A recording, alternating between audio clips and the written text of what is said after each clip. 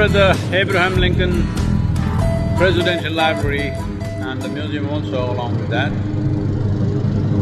Well, I know from the history books, from the textbooks that most children get exposed to almost everywhere in the world about his life, the simple statement is he abolished slavery. Yes, it is true, but it was not just like a simple law to be passed. It was an existential question for the nation that we today call as United States. That with that so-called 13th Amendment, United States as a nation could have ended. Not just breaking into two pieces, it could have broken into 10 different pieces. It was very much possible it could have happened.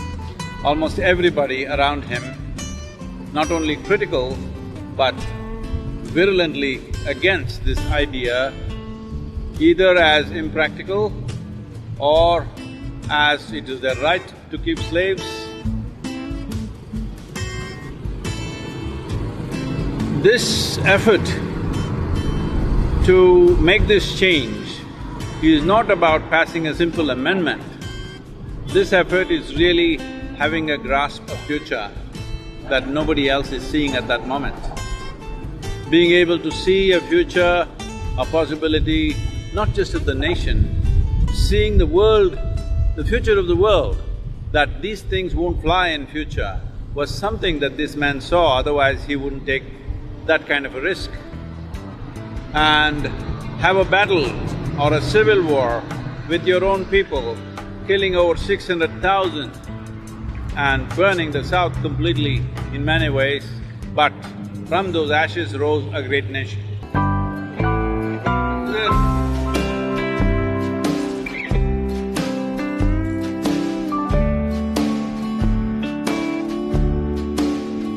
Well, this is something that most people wouldn't know looking at his shoulders and his very skinny look, but he was quite a consummate wrestler.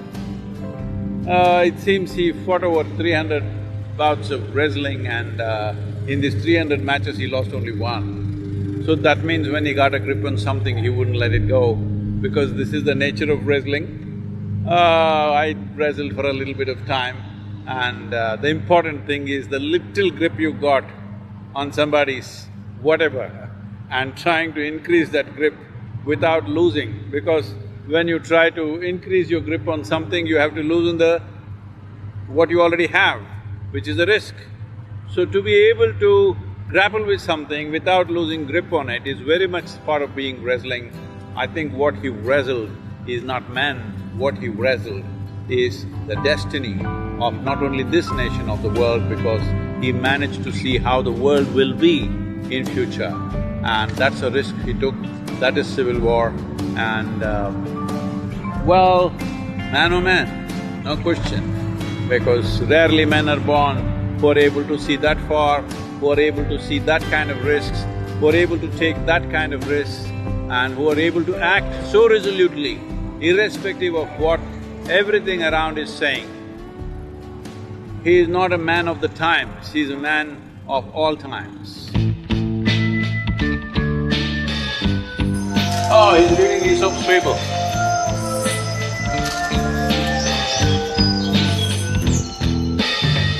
This is a fantastic man, not just an American icon, this is a hero of the world. A man who will make every human being proud of being human, because fundamental cause in this whole effort is